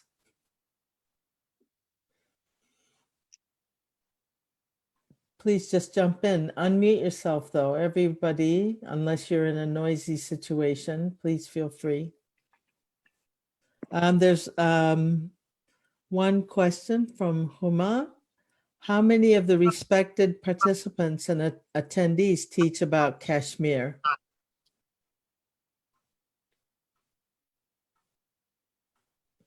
Okay. Please go ahead if you have a question. This is Homera from California. Okay. I'm gonna try to keep it concise. So I was one of the people, first of all, I want to thank you everybody for their presentation. It was very eye-opening for me to hear such knowledge in regards to gender, and in particular to colonialism and also Islam. I was actually, I'm going to talk a little bit about Kashmir, and I wanted what she said really kind of resonated with me. I was one of those Pakistanis who always thought that Pakistan should not have been created. And with the recent Kashmir incident, especially in India, I'm so grateful that I have a background, a country where they are fighting for the justice for not only Kashmir, but for the people in that region. And there is so much misconception, and learning from all of you, I am, really thankful for that, to get everybody's perspective. But I'd love to hear more in regards to the issue of Kashmir and Palestine. there something specific? I mean, more is kind of general. Is there something very specific you want to ask so we can focus the conversation, please, Mera? So what can I do as an individual and sitting here at my home and during COVID, not being able to go out to rallies and stuff like that? What can I do to, participate and bring more attention to something like this? Sure. Thank you so much for that question, Humaira. I am humbled by your honesty. And that, what you expressed in a nutshell, that you are amongst those Pakistanis who wished Pakistan had not happened, who wished that there had been this united India, a behemoth in South Asia. And I think we are not just Kashmiris, but even Indian Muslims within India are evidence of the Brahminical, foundational Brahmanism of the people who formed the Indian state and have gone on. And it's just arriving at its logical conclusion, from the so-called socialism of Nehru, where he not only betrayed all the treaties with Kashmir, but also he was the one who allowed AFSPA, Armed Forces Special Powers Act, a manifestly colonial legality, which was taken off from the Britishers, but actually given even more teeth to bomb people in Assam and Manipur and in the northeast of India. So, it was always a colonial project, India. It was always a Brahminical colonial project. Congress that we all think of as headed by this prophet of non-violence, Gandhi, has been shown by many of us over the decades to have feet of clay. Not only his idea of non-violence was actually epistemologically violent, because it denied the oppressed to even speak up and to not be able to defend ourselves, but it allowed this Brahminical project a veneer of respectability. But about Kashmir, what can you do? I think at this point there is a lot more happening within academia about Kashmir. So one site that I would like to point to you and to anyone else who's interested is KSCAN, KSCAN, Kashmiri collaborative network. And we are, not all of us are Kashmiris, but we are people who are either researching, working on Kashmir, or Kashmiri origin scholars. And we have issued reports. And then there is Stand with Kashmir, which is also a grassroots organization based in the US, where if you check their website, Stand with Kashmir, they have sample syllabi from week 1 through week 15 with multiple articles about the coloniality, about media representations,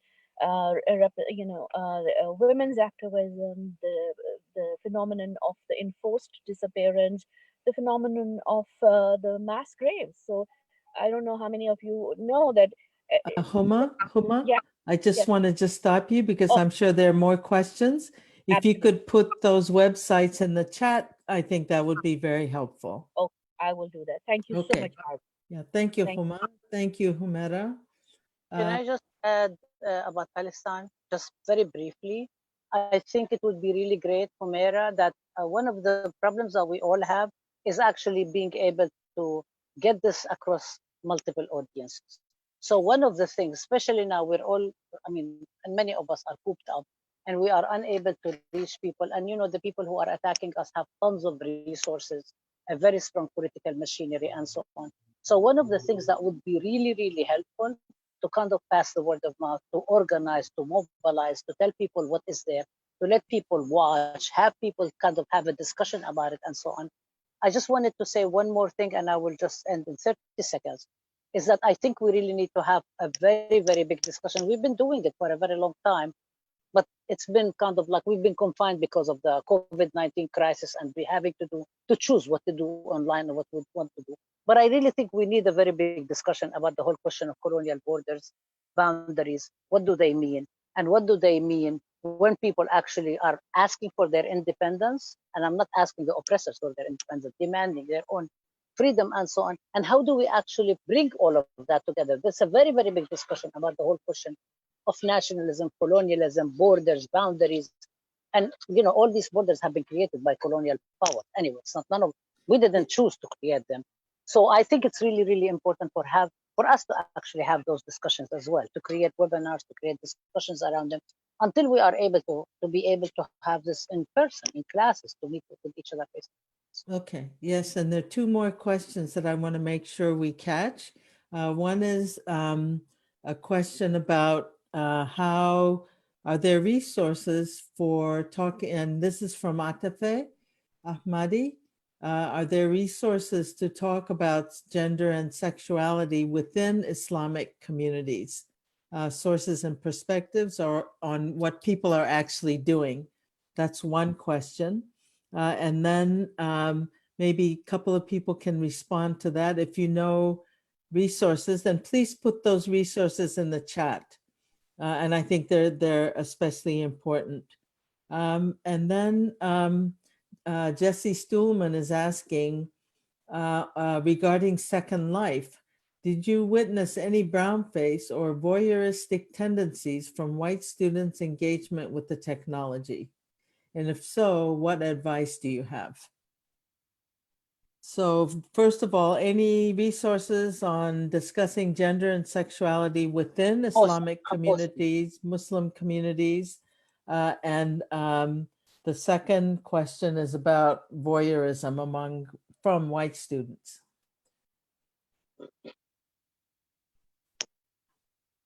Do you want to first? Yes, let's deal with the question for Muslim communities. I think maybe Pauline and Simona have mentioned some of this, but they can, they if you, on it, or just. Don't I'm sorry. expand Maybe on it. maybe Hold on. Pauline and Simona can add a lot of the resources, and we can all add to it. And then we have tons of stuff available. Yeah, we'll share. Let's just put them in the chat, please. Yeah. Okay, Aslam. Yes. Okay, I didn't have the chance to really explain Second Life in more details. Yes, you're right. There is a lot of sexual content, and originally, like Facebook, it was created for a specific reason, mainly for leisure, for entertainment, and then it changed direction.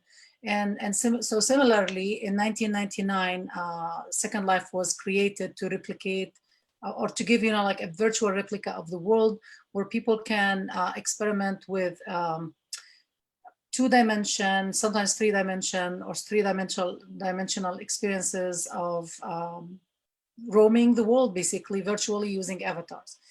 So it ended up having a lot of sexual content, a lot of negative aspects. And I do actually in my assignment, and I don't mind sharing it if anyone is interested. It's highly structured, it's probably 7 pages long. As I said, it's scaffolded throughout the quarter, and now we are moving to a semester system. And at the beginning, I have a disclaimer, very clear disclaimer actually, about that potential and warning students to be savvy and not to share their real identities or real information with others.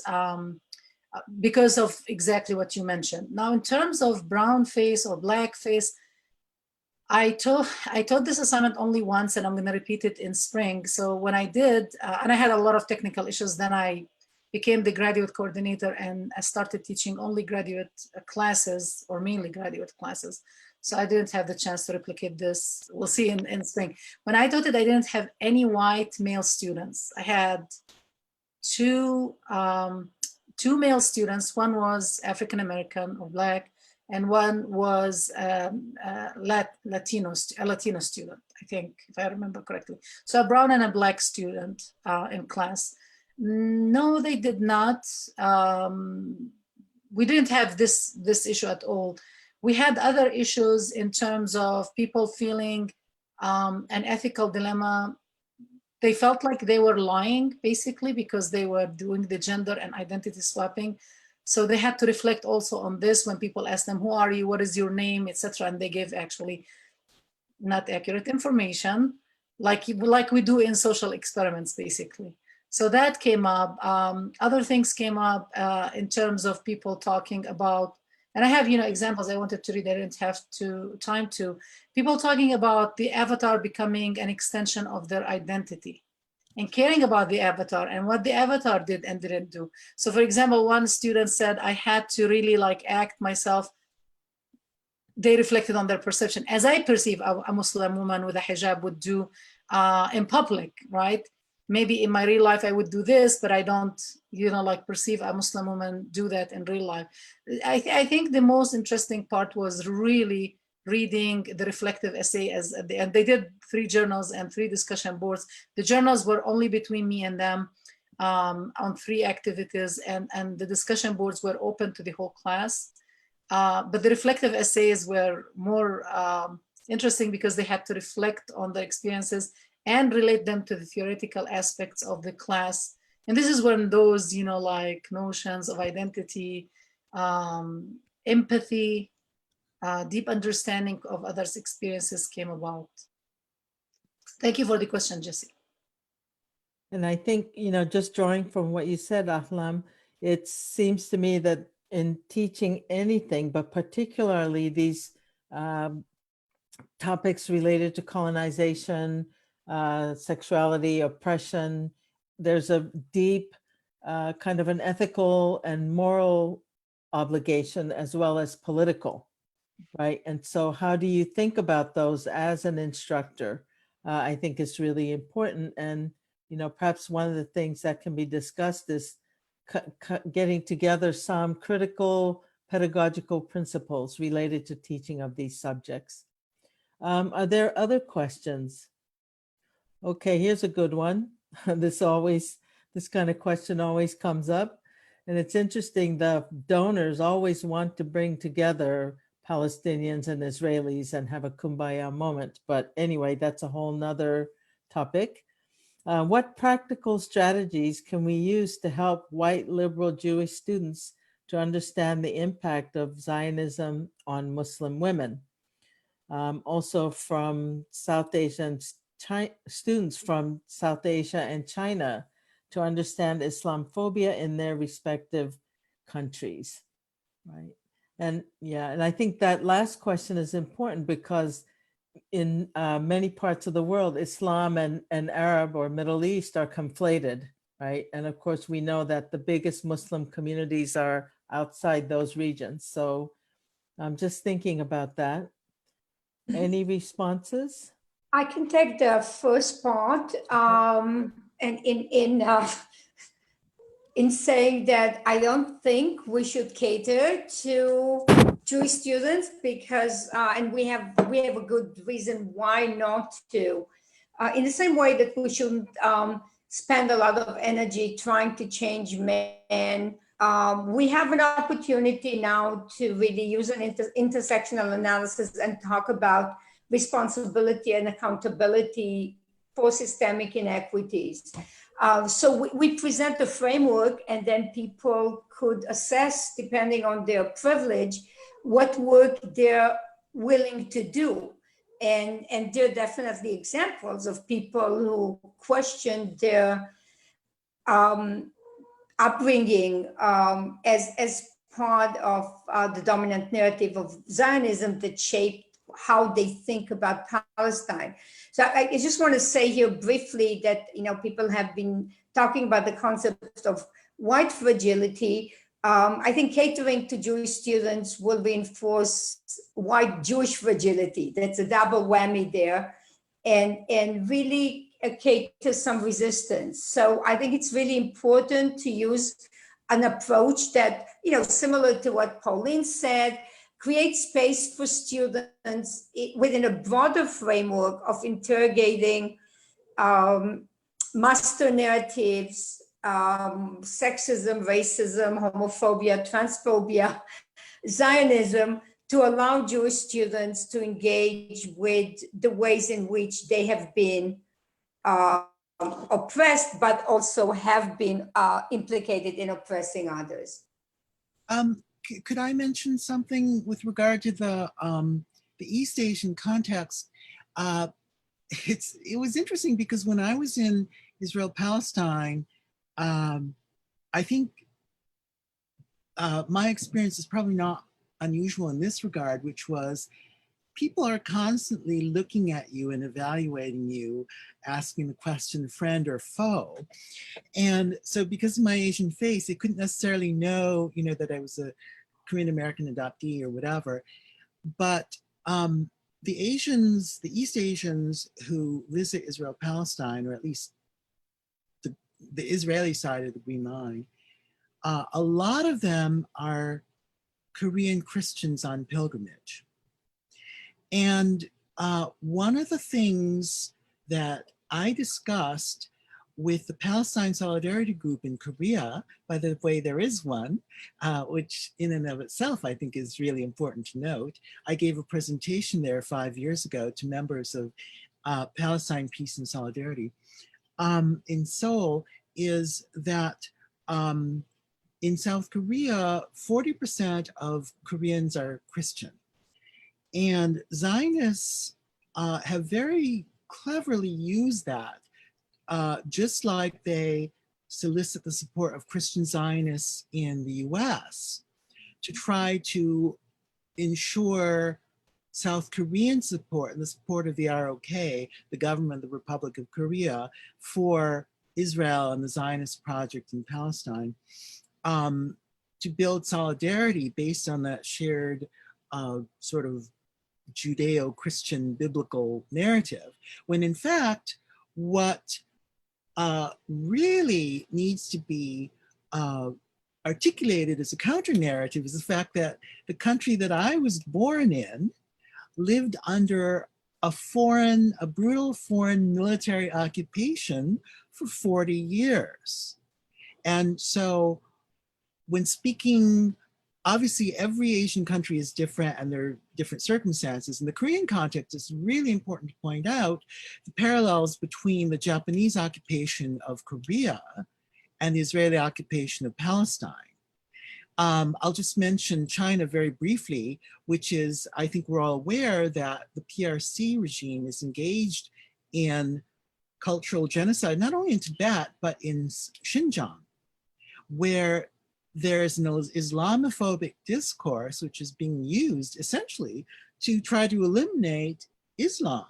And they've already put over 1 million Muslim Uyghurs in concentration camps in the northwestern province of Xinjiang.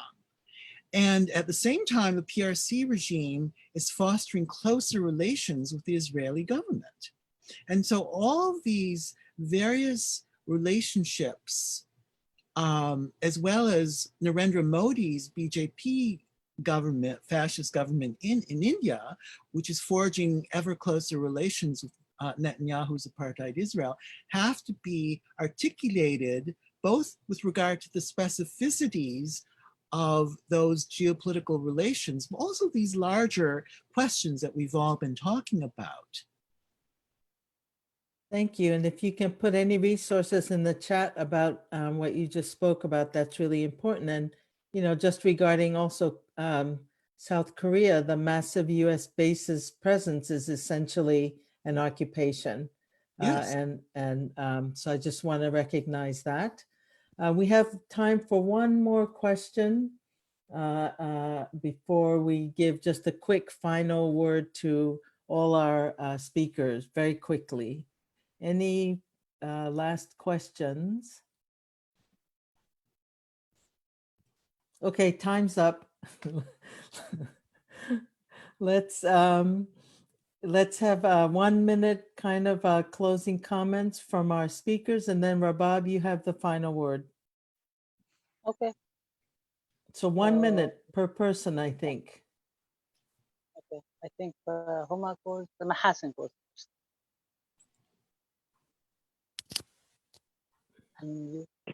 Yeah, so can you hear me? Yeah, right. Can I? Yeah, I Yes. just wanted to, just convey how humbled and honored simultaneously I am by even being invited to this workshop here, and especially with, people like Margot that I have read. I'm just amazed and happy and delighted to be with everyone.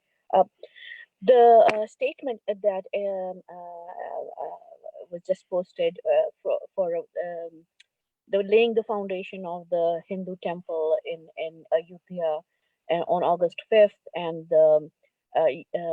about Kashmir, I think epistemologically it can do violence to us if it does not mention that this is a unilateral annexation. It's a move towards settler colonial. Within 1 year, they've already given 500,000 Indians domicile certificates to come settle in Jammu and Kashmir. And Jammu and Kashmir we have a UN resolution 47 that gave us the right to plebiscite, to decide our future. And in such a scenario, it is illegal to artificially change our demography. And as indigenous people of Kashmir as well, this is the cultural genocide. Okay, thank you. Yeah, Homa, I'm sorry to cut you off. I want to just focus the question a little bit. If you could, each of you could speak about what do you think is an important pedagogical principle as you're teaching these subjects?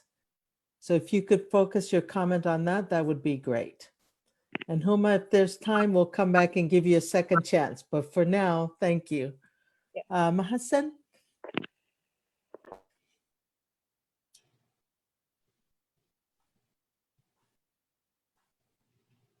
Go ahead. Oh, sorry.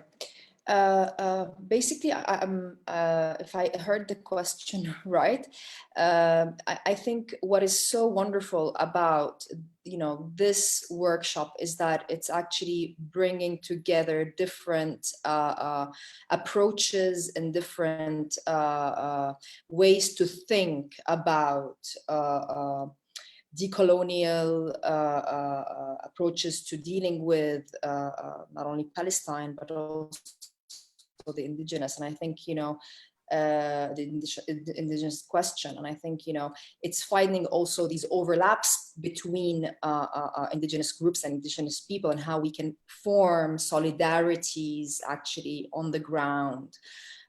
Because I feel, a lot of times, yes, we are we're teaching, but also it's the connectivity of people that is also very important. And I leave it at there. Great, thank you. So the connectivity of people related to the issues that are also interconnected. Thank you very much. Simona, I'm just going to call on everybody. I'll just go around my square. Okay. Thank you. And thanks. I was going to talk about pedagogy anyway. So, and for me, pedagogy is what we teach, how we teach, and why we teach the way we teach, and the importance of making it explicit to students. Just to echo, the pedagogy of connection for me is also a pedagogy of solidarity. And that means teaching students how to be in solidarity with people other than themselves. And Ahlam talked about, building empathy, the cognitive process that is entailed, but that's important. And then the other important thing is the connection between theory and activism, between the classroom and the world. So that praxis, a pedagogy of praxis. And third, to be able to get students to do it is making explicit the connections between systemic inequalities and identities and personal experiences. I find that, when we involve students, it's very difficult for them to connect. Okay, thank you. Thank you very much. Jude? Oh no, you're not a panelist, sorry. Aslam, important principle? Sure. I will add that I reached a point where I wanted to move from media critique and criticism as a media scholar to knowledge and media production and content production, not only on my part, but also my student. And what I was trying to show you before, and I ran out of time, is a film that I still working on since 2003 was the conceptualization. I'm sharing my screen, which is 1948 Creation Catastrophe, because I was just sick of having to use colonial, imperialist, whatever, sources on teaching Palestine. And I think we should continue that. Now I'm working on a film on the murders, the Islamophobic, of course, murders of the 3 young Muslims in Chapel Hill 4 years ago. Thank you That very should much. come very soon. Thank you. Thank you very much. I'm just kind of trying to speed us along here. Sorry. Vida? You're muted. Unmute. Yeah, now unmute. Okay. Yeah. I just want to share in the one of our classes, Middle East Studies classes, there was a discussion of attitudes towards women who are covered, use the hijab. So one exercise that the instructor gave out asked for volunteer American or Western unhijabbed women to wear the hijab for 2 days, 2 full days, and write about what they experience. And it was transformative for many people because they were able to realize what sort of discrimination, exists. So it became, very popular type of practice, and even people who weren't in the class wanted to do it, to experience this and to express solidarity, but also it was transformative for the people. So these type of practices, I think, can be very helpful. Okay, thank you. Pauline? Since we're ending on a pedagogical note, I'll just mention that I actually spent 10 years in academia before going into activism and taught at the university level. And I think that any activity that is participatory and direct and experiential is likely to have the biggest impact. And folks have mentioned the hijab wearing exercise, anything like that, that actually gets people to directly experience whatever it is folks are talking about, I think is likely to be the most effective and have the most impact. Because, we can all read something in a book or an article, and students are likely to read it, regurgitate it for some exam, and then forget about it. If it's experiential, if they do it themselves, as in, Ahlam's exercise and et cetera, the hijab wearing, then it's going to have a much bigger impact on them, and they will remember that even long after they forget all the readings they did for any given class. Okay, thank you very much. These are great principles. And Rabab, I'll turn it over to you to close us out, please. Okay, well, first, thank you so much. First of all, I really want to appreciate each and every one of you, the mentors who took valuable time to come and speak. I really want to mention, really lift up Margot, because Margot, you have been inside and out. You've been organizing. I don't know how much history you have. There's so much. I will just mention being a co-author of Combahee River Collective, being involved with anti-militarism, working in Palestine for so long, and inside and actually normalizing it. So it's not really exceptional to be bringing all these issues of justice together. So I always use I quote you when you say we stand on the shoulders of others. So I want us to acknowledge the people who came before us, not only the scholars, but also the activists, the strugglers, the people in the street, the people who remain nameless. Some of the people, Mahasil is mentioning, some of the people who are not so prominent or so well known, who actually made it possible for us to get here today. So that's one thing. The second thing is, I think it's really, I get frustrated because sometimes we seem to be starting from scratch. I mean, like a lot of us have been doing this a lot, and every single time but it's not the fault of the people who participate. It's the ways in which educational system is set up that actually does not institutionalize. So it's all up to each one of us to do whatever we can do here and there. But it really is important to become part of the institutional, the people who struggled in the 60s to kind of put a certain legacy and certain history And the right wing is trying to undo it day in and day out, every single day. And I think it's really, really important for us to keep that in mind. The third thing is, and I'm repeating some of the stuff that my colleague said, is to think about education inside and outside of the academy. I mean, I know Simona mentioned about the whole connection in locally, the whole connection nationally, the whole connection internationally, bringing people together to always think inside and outside of the academy. Education is not limited, and the educators are not only people in the academy. There is so much indigenous wisdom in our communities that a lot of the times the academy does not acknowledge. Finally, I think it's really the question of how do we think about the indivisibility of justice? How do we think about what histories we teach? How do we teach them? How do we tell narratives and so on? And I think if we actually think about that, not think about segmenting the Palestinian struggle or the Korean struggle or the Black struggle or the indigenous struggle or the struggle anywhere, Kashmir or anywhere around the world, and pick and choose, then people have to basically choose which struggle they're going to support. And I think that's really a non-starter. That's a huge detrimental issue that those who are in power are trying to destroy us. And I think for us to think of a framework that brings all these justice issues together is really a way to go, is really for us to come together, to bring our passions and to bring our knowledge and to bring our expertise and to really do what we are paid to do, producing knowledge for justice. And I think this is what, so I really want to appreciate everybody. I want to appreciate the participants.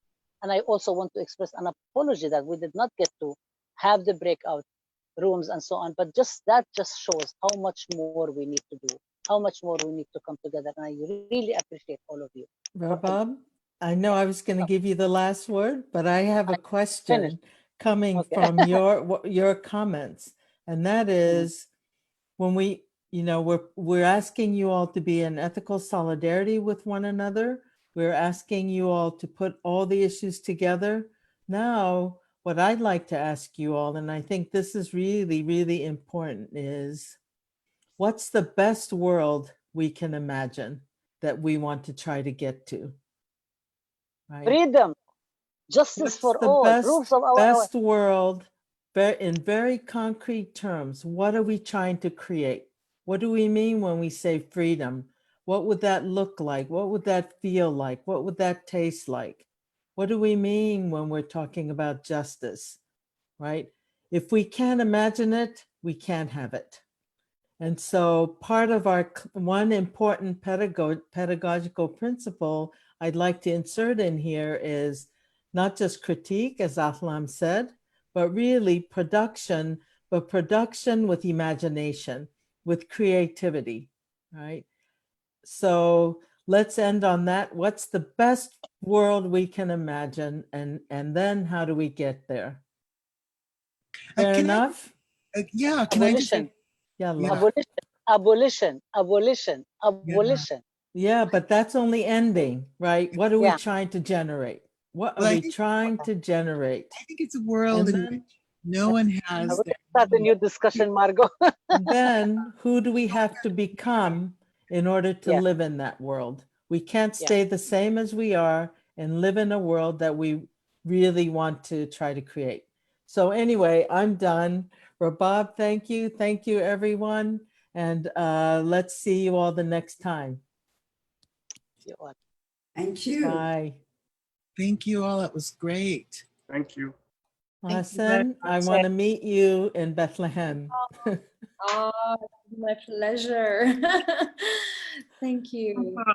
Bye, everyone. Thank you. And thank you, Salim.